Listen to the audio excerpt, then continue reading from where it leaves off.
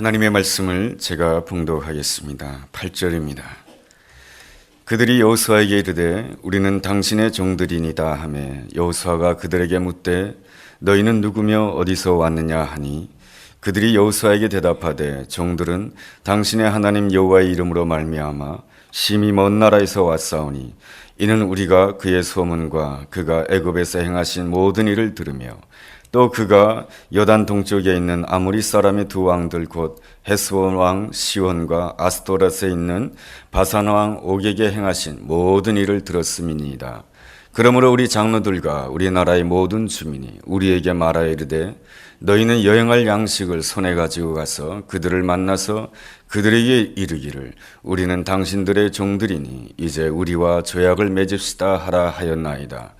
우리의 이 떡은 우리가 당신들에게로 오려고 떠나던 날에 우리들의 집에서 아직도 뜨거운 것을 양식으로 가지고 왔으나 보소서 이제 말랐고 곰팡이가 났으며 또 우리가 포도주를 담은 이 가죽 부대도 새 것이었으나 찢어지게 되었으며 우리의 이 옷과 신도 여행이 매우 길었으므로 낡아졌나이다 한지라.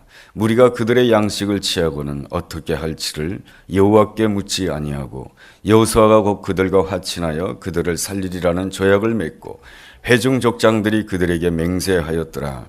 그들과 조약을 맺은 후 사흘이 지나서야 그들이 이웃에서 자기들 중에 거주하는 자들이라 함을 들으니라. 주님의 보혈이 능력이 있는 줄로 믿습니다. 주님의 보혈이 나를 살리고 주님의 보혈이 우리의 자녀를 살리고 내 옆에 있는 모든 사람들을 살리는 줄로 믿습니다. 그러므로 우리는 항상 주님의 보혈을 찬양해야 됩니다. 우리가 사용하는 말 가운데 마지노선이라고 하는 표현이 있습니다. 이 마지노선이라고 하는 이 말은 우리가 지켜야 될 최후의 이 방어선을 뜻하는 것이죠. 그런데 이 말이 생겨지게 된 어원을 본다라고 한다면 조금 내용이 달라지게 됩니다. 1927년도에 프랑스의 국방부 장관이었던 앙드레 마지노라고 하는 사람이 있었습니다.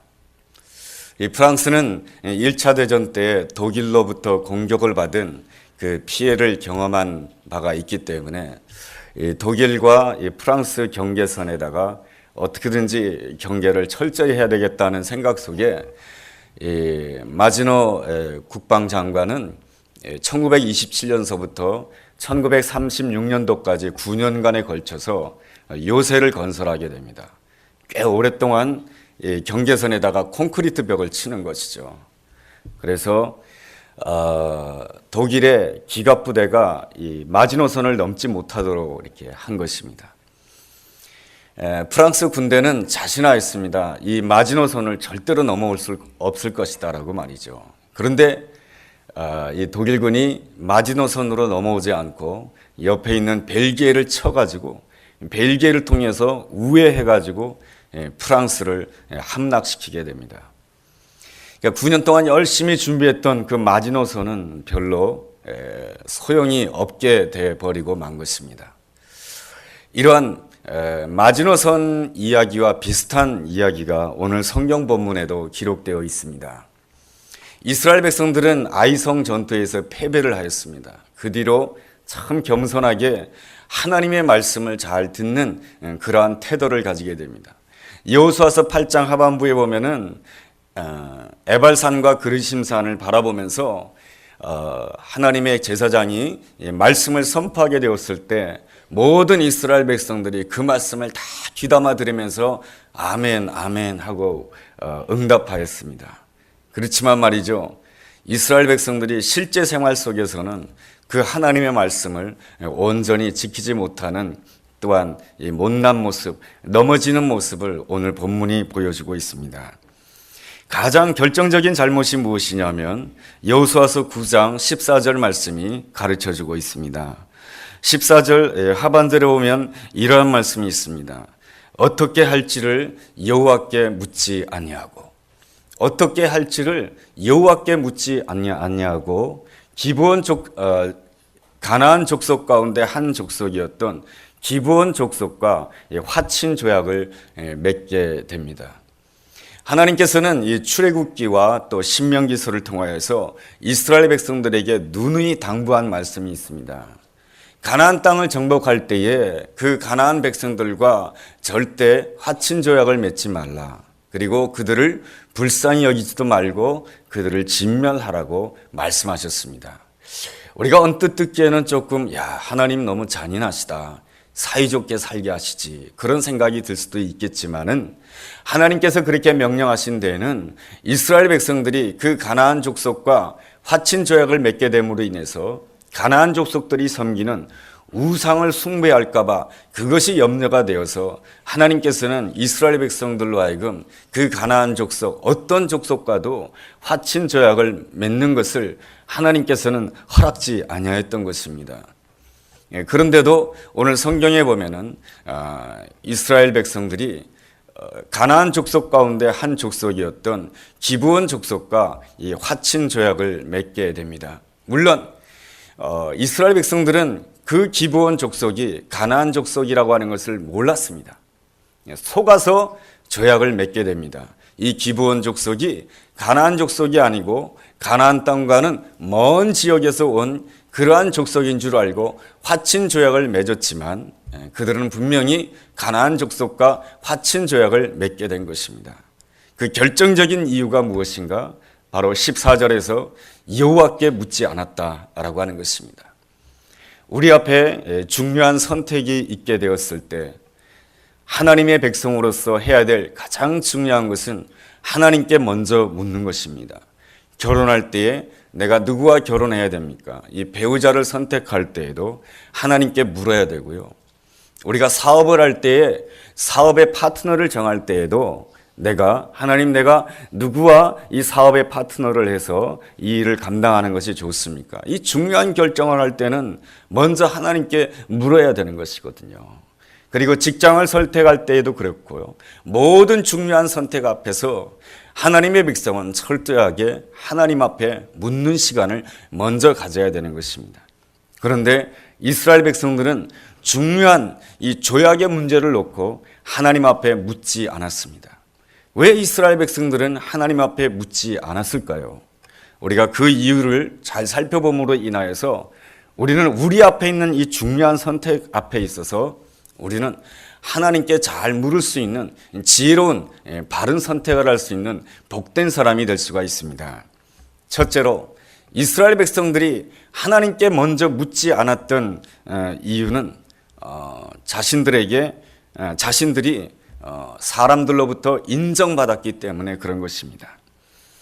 이스라엘 백성들이 가나안 땅에 들어오게 되었을 때 하나님의 뜻에 따라서 가나안 땅에 들어오는 것입니다.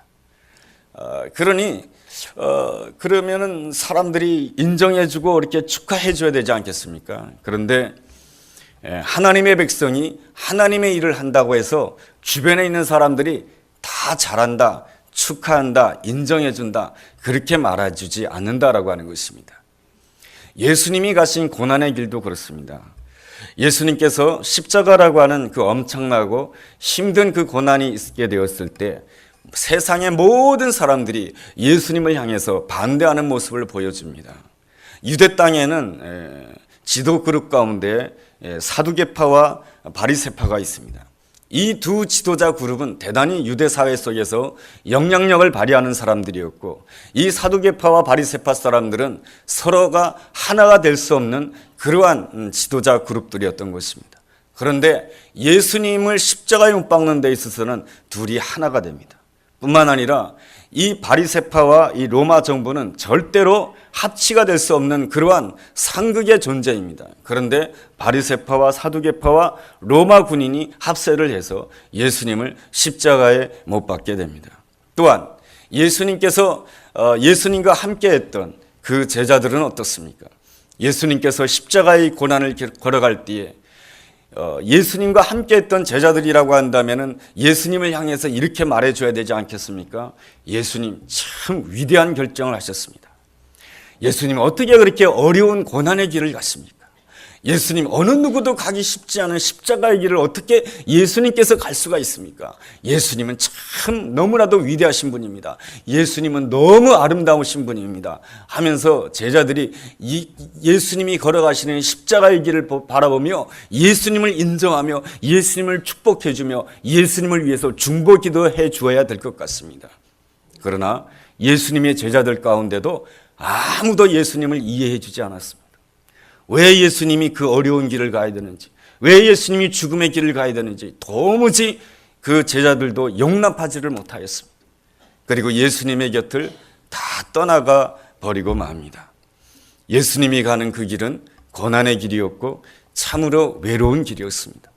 그럼에도 불구하고 예수님께서 그 길을 끝까지 가셨기에 우리의 삶에도 부활이 주어지고 구원이 주어지고 우리 삶께도 온전한 은혜와 축복이, 하나님의 은혜와 축복이 우리에게 주어진 줄로 믿습니다.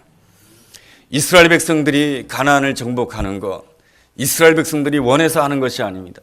하나님의 계획과 하나님의 뜻에 따라서 하는 것입니다. 그렇다라고 한다면 축하와 인정을 받아야 되는데 모든 가나안 족속들이 다 자기를 향해서 반대하고 대적합니다. 그런데 말이죠, 딱 한 족속만은 예외였습니다. 누구냐면은 기브온 족속입니다. 여호수아서 10장 2절을 읽어보게 되면은 이 기브온 족속은 아주 강대한 족속이라고 표현되어 있습니다. 강대한 족속이고 힘이 있어 보이는 족속이 나와가지고 이 여호수아와 이스라엘 백성들을 향해서 인정해주는 말을 해주고 있습니다. 칭찬해주는 말을 하고 있습니다. 모든 사람들이 대적을 하는데 힘 있는 사람이 나를 인정해 줍니다.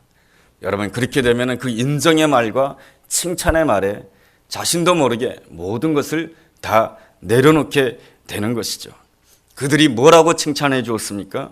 여호수아서 9장 9절과 10절을 읽어보면 그들이 이렇게 칭찬해 줍니다.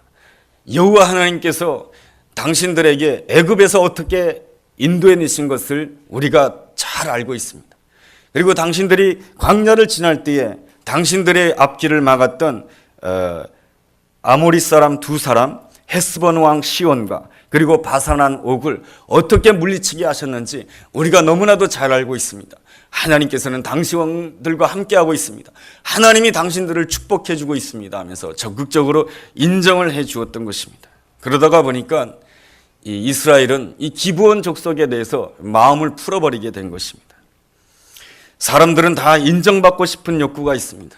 더구나 외로운 길을 갈 때, 힘든 길을 갈 때에 누군가가 나를 인정해주고 칭찬해주고 나의 필요를 채워준다라고 한다면 그 사람 앞에서 내 마음을 다 내어놓게 되는 것 아니겠습니까? 이게 또한 인간의 연약함인 것입니다. 우리 하나님의 사람은 어떠한 경우에도 사람을 의지할 것이 아니고 사람은 사랑해야 될 대상이고 우리가 의지해야 될 분은 오직 하나님 한 분밖에 없는 줄로 믿습니다. 요셉의 경우 그렇지 않습니까? 형제들에 의해서 노예로 팔려가지고 애굽 땅으로 끌려가게 됩니다. 얼마나 외로운 길이었을까요? 혼자 노예 생활한다라고 하는 것이 말이죠. 보디발 집안에서 노예 생활을 하게 되는데 그 보디발 집안에서 특별히 이 요셉을 아끼는 한 사람이 있었습니다. 그게 누구냐면은 보디발 장군의 아내인 것이죠. 이 보디발 장군의 아내는 이 요셉이 힘들까봐 맛있는 음식도 갖다 주고요. 이 요셉이 힘들어 할까봐 좀 더 높은 직급인 그 집안에서 총무의 직까지 가질 수 있도록 장군에게 부탁을 하게 됩니다. 그러다가 보니까 요셉이 참 외로운 마당에 그 보디발 장군 아내의 호의가 너무나도 고마운 것 아니겠습니까? 보디발 장군의 아내의 그 칭찬과 그분께서 나를 잘해주는 것이 얼마나 감사하겠습니까? 이렇게 외롭고 힘든 나를 위해서 그렇게 배려해 주다니 말이죠. 그렇지만은 요셉의 아름다운 점은 그 보디발 장군의 아내의 유혹에 넘어가지 않았다라고 하는 것입니다. 철저하게 하나님 앞에서 깨어 있었고 하나님 앞에 물어보면서 한순간 한순간을 선택했다라고 하는 것입니다. 요셉이 만약에 보디발 장군의 아내의 그 호의에 넘어가서 유혹에 넘어갔다라고 한다면 요셉은 그 애굽 땅에서 노예 생활하면서 비참한 종말을 맞이할 수밖에 없었을 것입니다. 우리가 이 땅에서 하나님의 사람으로서 온전히 살아간다라고 하는 것은 쉬운 일이 아닙니다. 내가 하나님의 뜻대로 온전히 살아간다고 해서 내 옆에 있는 사람들이, 가족들이 잘한다고 박수 쳐주지 않습니다. 교회 열심히 나간다고 축복해주지 않습니다. 열심히 기도하는 모습이 너무 좋다라고 말해주지도 않습니다. 어쩌면은 오히려 반대에 부딪힐 수가 있고 어려움 가운데 부딪힐 수가 있습니다. 여러분, 사단은 우리의 마음을 잘 알고 있습니다. 우리가 하나님을 믿는 자로서 하나님께 인정받기도 하지만은 사람에게 또 인정받고 싶어하는 마음을 가지고 있다라고 하는 것은 사단이 정확하게 알고 있습니다. 그래서 이 사단은 그 사람들의 인정을 통해서 나를 유혹하는 것입니다. 그러므로 우리는 항상 깨어 있어서 우리는 늘 고백해야 되는 것입니다. 나의 도움은 오직 여호와 하나님께로부터만 옵니다. 내가 오늘 땅끝에 있다 할지라도 하나님만을 의지한다라고 한다면 땅끝에 있던 나를 하나님께서 불러내어서 하나님께서 온전히 나를 세워줄 줄로 믿습니다. 이 아름다운 고백이 있게 되었을 때 우리는 어떠한 형편 가운데서도 하나님을 나의 기준으로 삼아 흔들리지 않는 믿음으로 승리할 수 있는 줄로 믿습니다. 둘째로, 이스라엘 백성들이 하나님께 먼저 묻지 않았던 이유는 자신에게 이익이 된다라고 하는 판단이 앞섰기 때문에 그런 것입니다. 기브온 족속이 여호수아에게 찾아왔을 때 제일 먼저 무엇이라고 말합니까? 8절 말씀에 보면 이런 말씀이 있습니다. 그들이 여호수아에게 이르되 우리는 당신의 종들입니다. 한 번도 만나보지 않았던 사람들이 찾아와가지고 나의 종이 된대요. 오늘날에는 종이라고 하는 그러한 신분이 없지만은 과거에 이 종이라고 하는 신분이 있지 않습니까? 과거에 우리나라 조선시대 때에도 얼마나 부자인가 하는 것은 그 집에 종이 얼마나 많은가에 따라서 그 집이 부자가 되는 것 아니겠습니까? 그만큼 노동력이 많다라고 하는 것 아니겠습니까? 그런 점에 있어서 이스라엘 백성들에게 이 기브온 족속들이 찾아와서 우리가 당신들의 종이 되겠습니다 라고 하면은 얼마나 경제적인 이득이 많이 되겠습니까? 그렇지만은 하나님의 사람에게 있어서는 당장 나에게 이익이 되느냐, 당장 나에게 손해가 되느냐, 그것보다 더 중요한 것을 하나님 앞에 먼저 물어야 되는 것입니다. 하나님, 정말로 하나님이 원하시는 것이 무엇입니까? 이것을 묻고 내가 손을 잡아도 손을 잡아야 되는 것이고 함께 가도 함께 가야 되는 것입니다. 그럴 때에 정말로 하나님과 함께 동행하는 복된 사람이 될 수 있는 줄로 믿습니다. 셋째로, 이스라엘 백성들이 하나님께 물어보지 않았던 그 이유는 겉모습만 보고 판단했기 때문에 그런 것입니다. 기브온 족속들이 찾아오게 되었을 때 그들은 마치 멀리서 온 족속인 것처럼 속이기 위하여서 신도 낡아 빠진 신을 신고 왔고 옷도 아주 남루한 옷을 입고 왔고요. 그리고 음식을 가져왔지만은 곰팡이가 있는 음식을 가지고 왔습니다.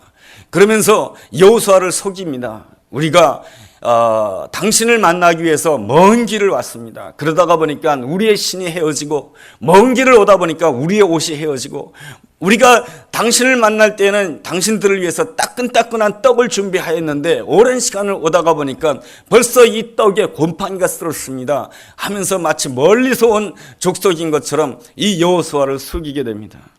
여호수아는 자기의 눈을 믿었던 것입니다. 자기 눈이 얼마나 좋다고 말이죠. 자기 눈을 믿고 내가 다 안다 생각하고 멀리서 왔다라고 생각하고 이 기브온 족속과 화친 조약을 맺게 됩니다. 그런데 말이죠, 16절에 보면 이런 말씀이 있습니다. 그들과 조약을 맺은 후 사흘이 지나서야 그들이 이웃에서 자기들 중에 거주하는 자들이라 함을 들으니라. 사흘 후에 다 알게 되었던 것입니다. 사흘 후에 기브온 족속은 멀리서 온 족속이 아니고 가나안 족속 가운데 한 족속이다라고 하는 것을 알게 되었던 것입니다. 이 말씀은 우리에게 가르쳐주고 있습니다. 중요한 선택을 앞둘 때일수록 우리는 사흘을 기다릴 줄 알아야 됩니다. 우리가 배우자를 선택할 때에도 하나님 앞에서 3일을 기다릴 줄 알아야 되는 것이죠. 사업자의 파트너를 선택할 때에도 3일을 기다릴 줄 알아야 됩니다. 내가 누군가를 믿고 신뢰하고 무엇인가 함께 하려고 할 때에도 바로 지혜로운 선택을 하기 위해서는 하나님 앞에 3일을 기다릴 줄 알아야 되는 것입니다. 이 3일이라고 하는 것이 그냥 아라비아 숫자로 하루 이틀 3일을 말하는 것입니까? 그렇지 않습니다. 이 3일이라고 하는 것은 하나님의 응답을 받기 위한 하나님 앞에서의 그 기다림의 시간인 것입니다. 그러므로 우리 앞에 어떠한 선택이 있게 되었을 때 그때마다 우리는 3일을 하나님 앞에서 물어보면서 기다릴 줄 알아야 되는 것입니다. 예수님께서 십자가에 못 박히셨습니다. 그랬을 때 예수님 주변에 있던 모든 사람들은 다 이렇게 생각했습니다. 예수님의 겉모습만 보고 다 끝났다고 생각했습니다. 예수님을 따르는 모든 제자들도 예수님과 3년 동안 동고동락했던 그들도 예수님의 겉모습만 보고 다 끝났다고 생각하고 자기 갈 길로 가고 고기잡이하러 가고 자기 옛날의 생업으로 다 돌아가 버리는 그러한 모습을 가졌습니다. 여러분, 그때 정말로 하나님이 원하시는 것은 무엇입니까? 겉모습이 십자가의 모습이라 할지라도, 겉모습이 예수님이 십자가에서 처참하게 돌아가시는 그 상황이라 할지라도 하나님께서 그 상황 가운데서 정말로 원하시는 것은 3일을 기다리는 것이었습니다. 정말로 하나님의 계획이 무엇입니까? 하나님 이것을 통해서 이루시고자 하는 것이 무엇입니까? 정말로 예수님께서 그냥 십자가상에서 이렇게 죽는 것으로 끝나는 것입니까?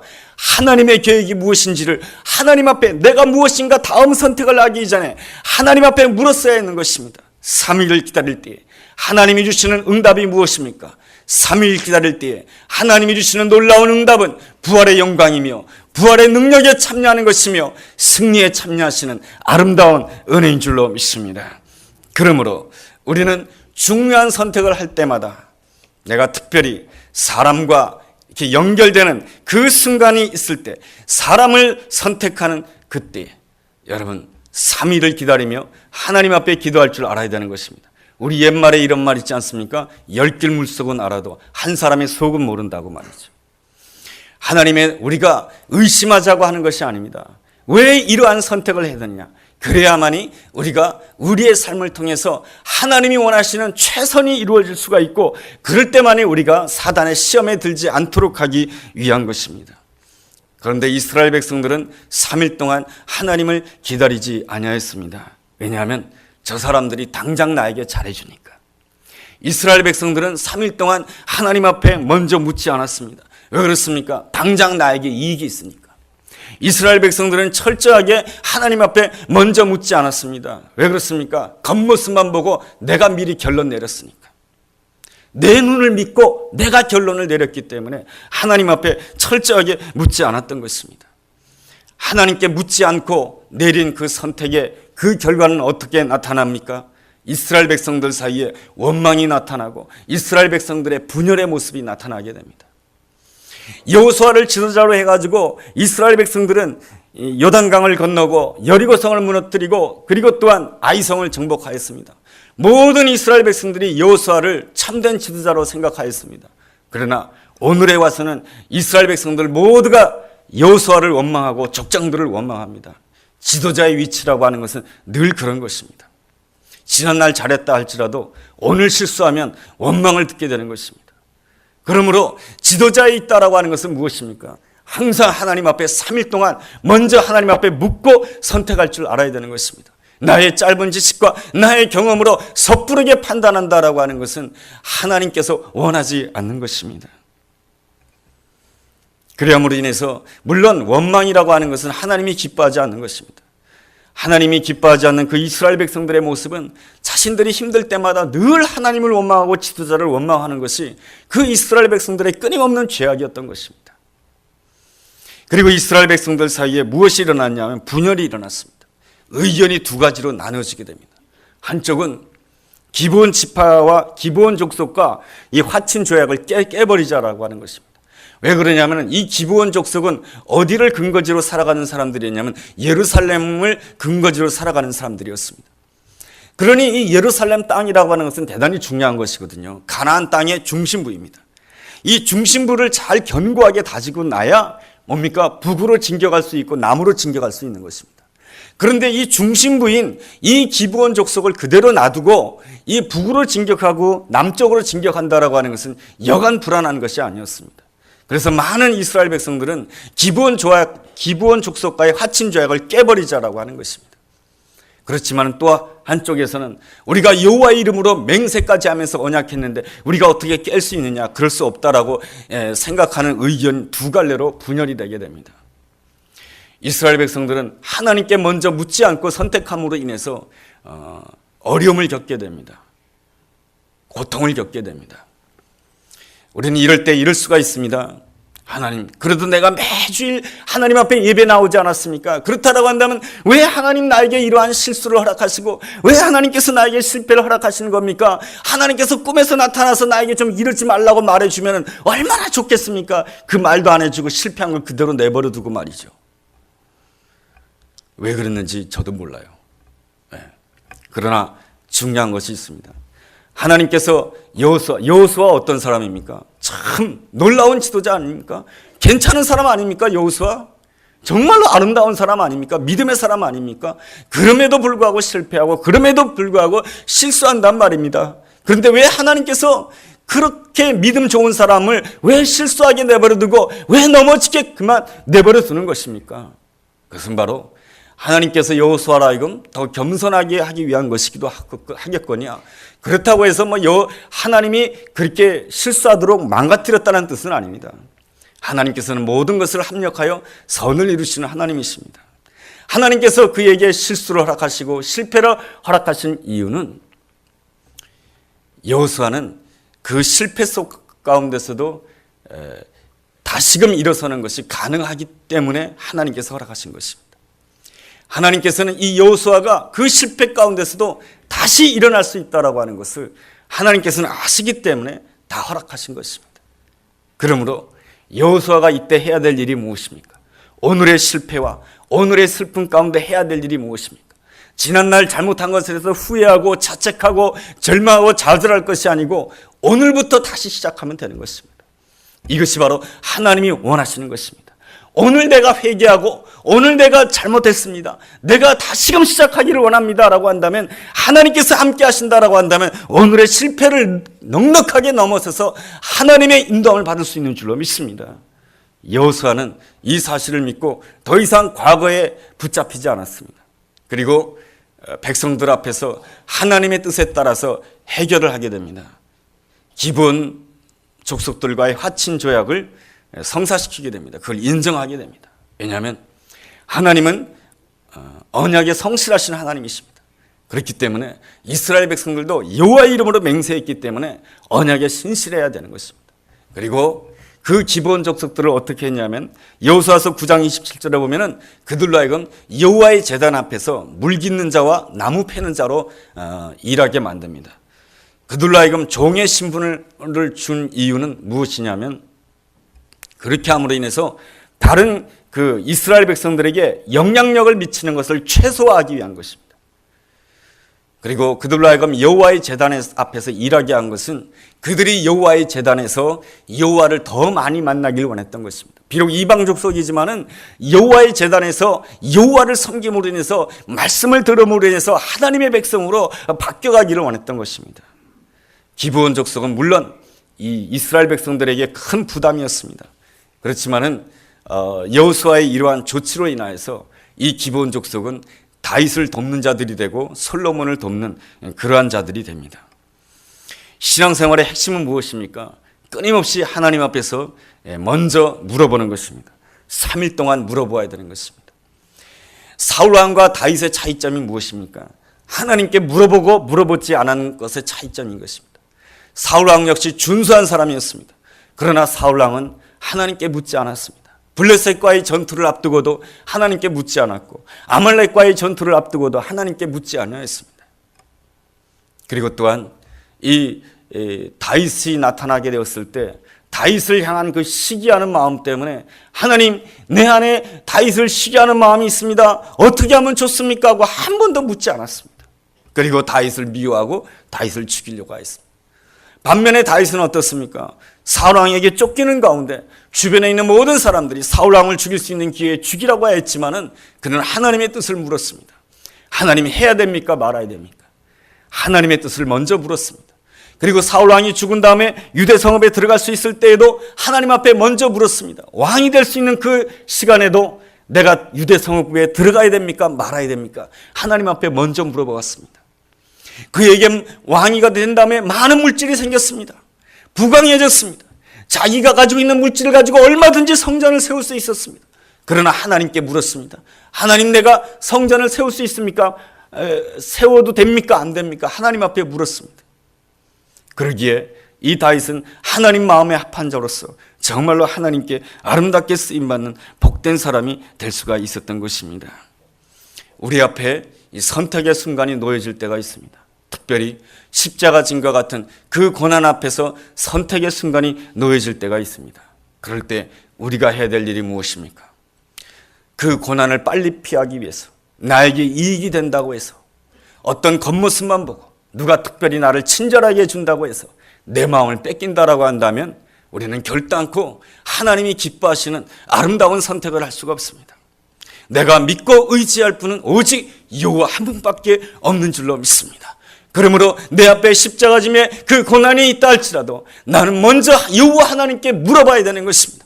하나님, 내가 이 십자가 짐 같은 이 고난 앞에서 내가 어떠한 선택을 해야 됩니까? 이것을 내가 온몸으로 받아들여야 됩니까? 감수해야 됩니까? 그렇다라고 한다면 감수하겠습니다. 하나님이 원하신 뜻이 무엇입니까? 하나님 앞에 적극적으로 3일을 물어본다라고 한다면 하나님께서는 우리 삶 가운데 반드시 응답해 이를 줄로 믿습니다.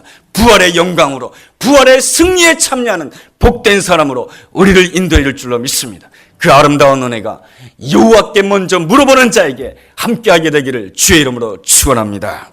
기도하겠습니다. 우리를 가장 좋은 길로 인도해 주시기를 기뻐하시는 하나님 아버지, 내 앞에 선택의 순간이 있을 때마다 하나님 앞에 먼저 물어보는 겸손한 마음을 허락하여 주옵소서.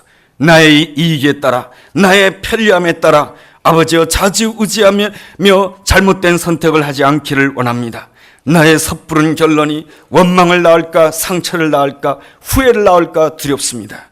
내가 기대하는 이익이나 내가 바라보는 겉모습보다는 하나님이 기뻐하고 하나님이 원하시는 것이 무엇인지를 3일 동안 온전히 묻고 응답받는 저희들 되게 하여 주옵소서. 그래야므로 인하여서 하나님께서 예비해 놓으신 최선의 길, 부활의 길, 승리의 길로 가는 우리 모두가 되게 하여 주시옵소서. 예수님의 이름으로 기도드렸습니다. 아멘.